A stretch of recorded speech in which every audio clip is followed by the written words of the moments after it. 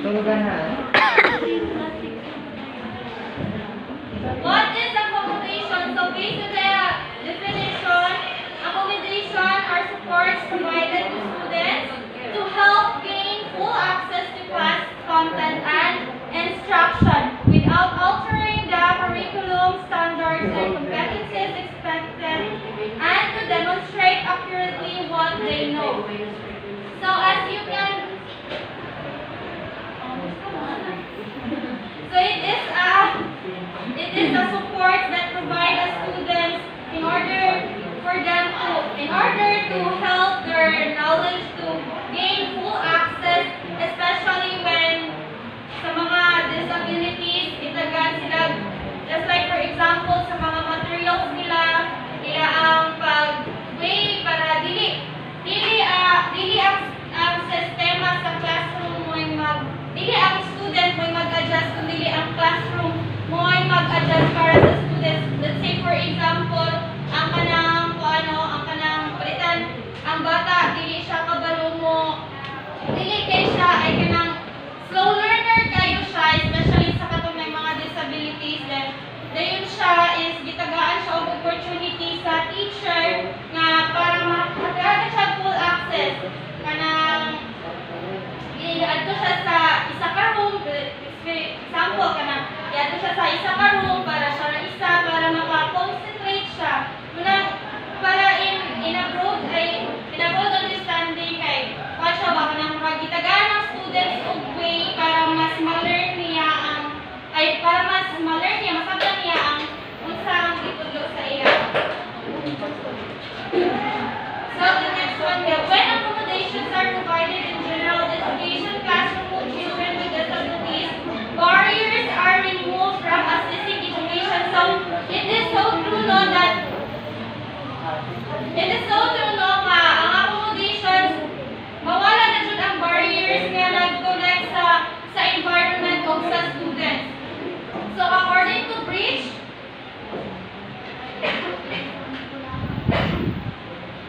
so as a result, children can work around the effect of their disabilities. So itagaan sila ways para dili mahimong sa nila ang disability. So for example of accommodations are altering instruments, toys or materials, changing the room during specific activities, providing time extensions or allowances for tests and tests. So let's say example, butang na to ang estudyante with disabilities yang ikuris-kurisan ang papel. So nato tay extra paper ana para sa ila para sila nila ang gihatag sa mesa sa ila. Allowances for tests and tasks and changing the response. Sa in a full understanding, murag ang yan mo nag-adjust sa bata nga na disabilities para dili pa feel sa students nga ay hala na ako disabilities dapat nani kuan murag makuha niya ang kaugalingon ang ma-degrade niya ang kaugalingon ba nga dapat disabilities ani dili ko kuan hay ko sa uban muna yang para dili na mo sa bata para ma-motivate siya to learn more para makabalo po siya sa iyang mga gamonon. So, according to Bridge 2010, accommodations may be provided both during assessment and instruction, depending on the learning profile and needs of a child, and may vary in terms of presentations, response, setting, and scheduling. So we have here the presentation. Actually, it is a type of accommodation. So the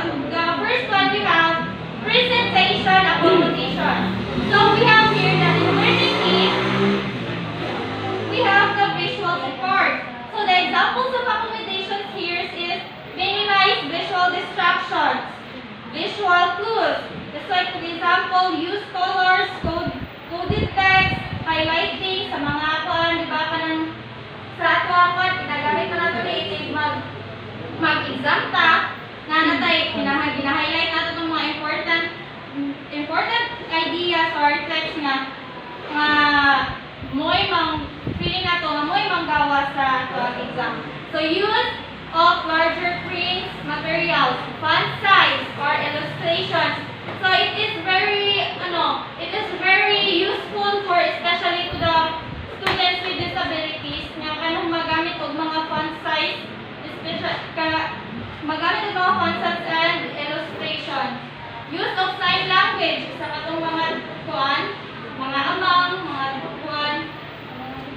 The ambiguous for closed captioning. So we all know nga mas ma-attractive ang bata pag naa siya, mas attractive ang bata pag magtanaw sa video. Like, for example, kanang mga bata karon di ba mas more on they focus on gadgets katong mga pipapig na mas makuha nila ang attention anong mga nila video. So dapat din sa ato ang magtulo tayo if ever makatulo man ganin, mas let's focus kung ma-assign mo sa mga persons with disabilities. Let's focus to give him the videos related to the instructions. So the next one we have the auditory and comprehension. Examples for accommodation: read aloud by a pair. So murag kaning naani siya pagka kanang with a partner siya. So audiobooks, kaning audiobooks murag wala pa kayo sa padre. Digital text that reads aloud or gives definition of words. Text to speech software. Kaning text to speech software, di pa kaya nato ni siya magamit karon pero kay kani siya online man din siya, dili kay nato ni ma-access sa karon. So advanced organizer or story guide. Highlighting or color coding.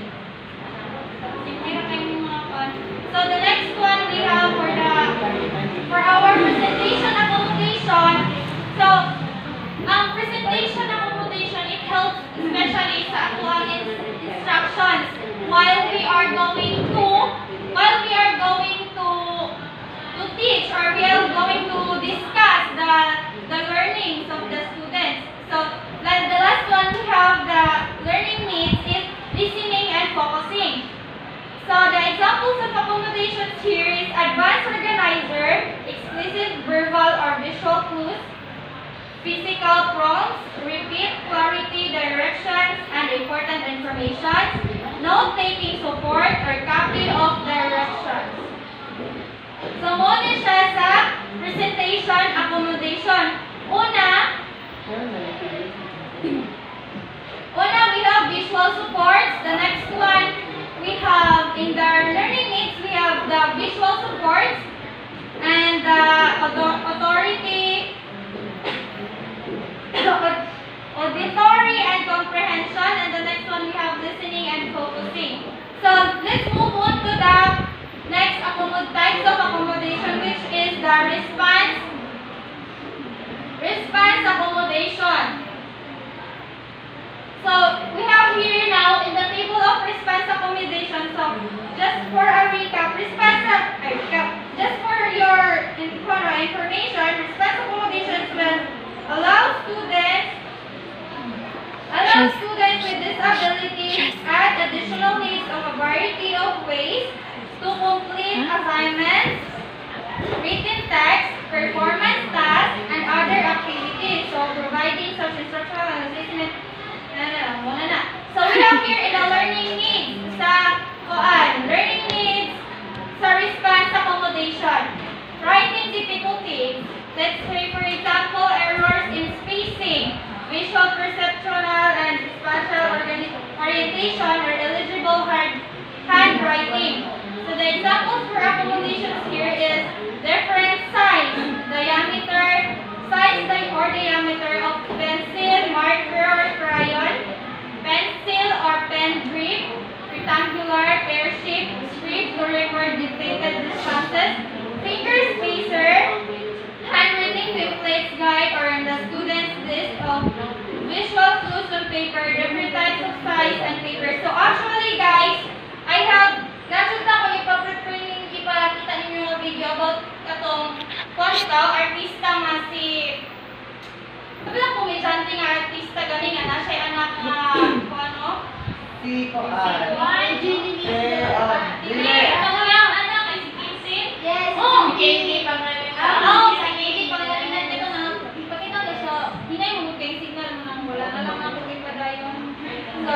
Dito siya ma-search. Unahin kayo. Sige na galunin. So, let's proceed to the next learning needs of response accommodation.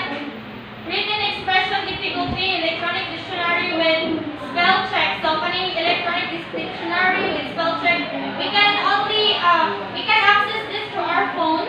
So, kabantay mo na sa itong dictionary, kanang, let's say, for example, Filipino-English dictionary, nana sila offline spell check. Dayon, napo na sila, mo-istorya po na sila kung how to pronounce the word para enable us to know what is the exact intonation of that certain word. So, let's move on to the online dictionary. Online dictionary, just like Google. Can we consider Google as a dictionary? Pwede ba, no? Google is one of the dictionary, online dictionary. So the next one we have word processor with spelling. Dili? Why?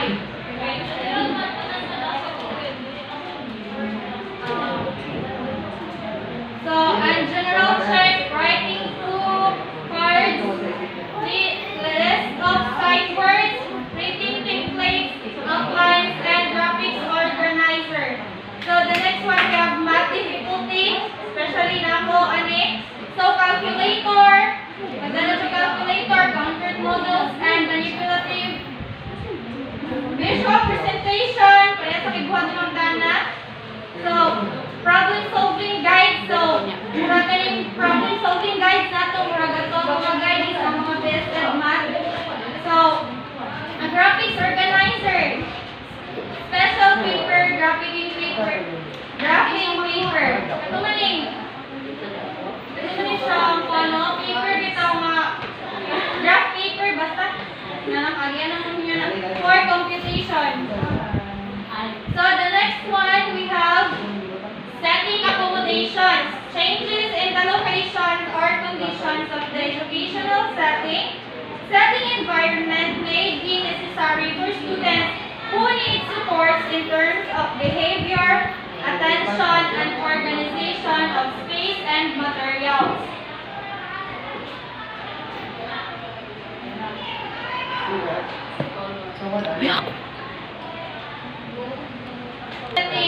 May allow a child to get who gets easily distracted to work in a quiet corner of the classroom. So let's say here that in the setting accommodation, so ginahatagan na to ang bata ang opportunity ito. Ginahatagan na to ang bata ang opportunity para mas ma-learn pa niya, para mas makasabot siya sa iya ang itunan. Especially palitan pag nasa sa crowd, lisan na yung mga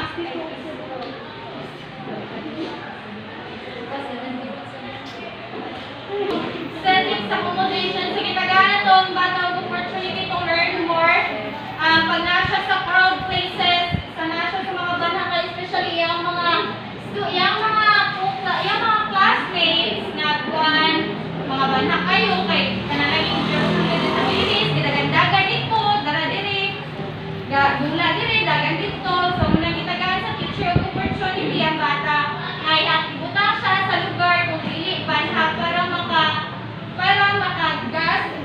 sila saya ang gitunan.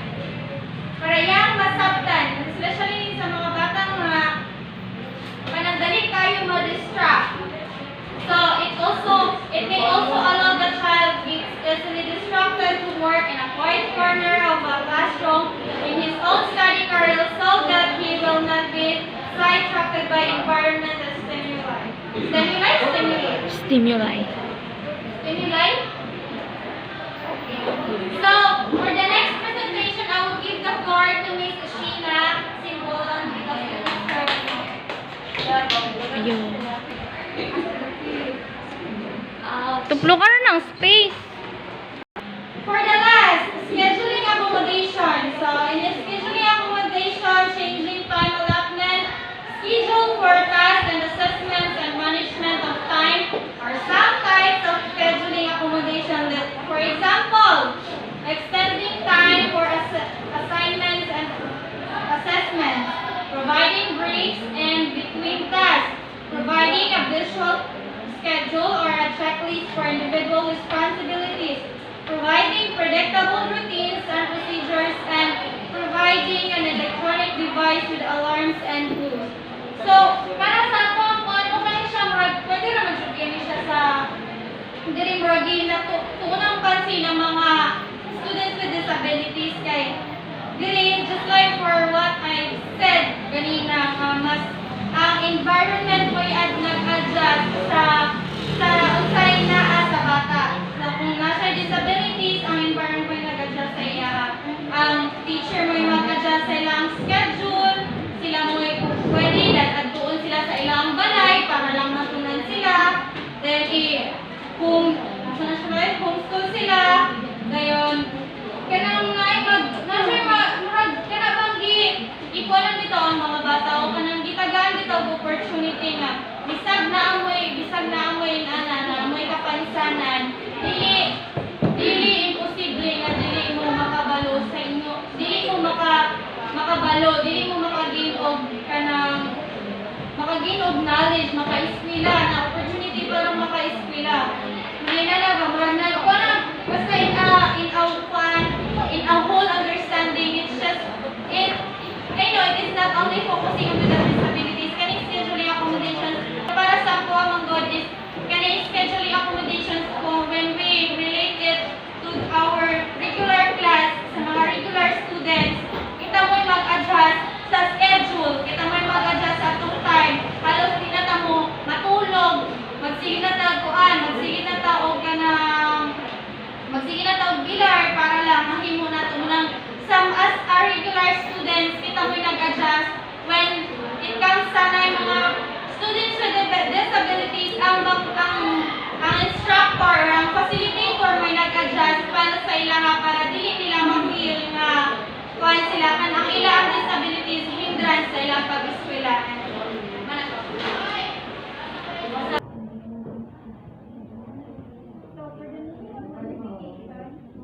Modification is a curriculum provided for students with significant or severe disabilities or complex behaviors And the performance outcomes are changed in relation to what are expected of technically developing students within the curriculum. those changes in instructional level, content and performance criteria, as well as the breadth and depth of content being learned by students. Educational terms responsible for instructional planning include curriculum modifications in the students' individual educational plan or IEP. Such modifications are needed so that students also have access to general education curriculum. For course learning supports, center given the significant delays in Carl's reading and spelling performance, the team decided to provide him with different types of accommodation that adjusted the presentation of what's learned, how he responds, as well as the timing when tests are given. Ms. Santos prepared the reading materials and worksheets using a bigger font size and more space in between lines to allow him to point to words as he reads, and to use a roller so he would not lose his place while reading. In tests that require extensive writing, he still made to write as much as he could, and after which he is asked to either give a verbal explanation to support what he has written or he dictates his oral responses as correct. The teacher now considers the oral exam as a respectful accommodation as Charles is still able to access the same learning standards and opportunities despite his difficulties.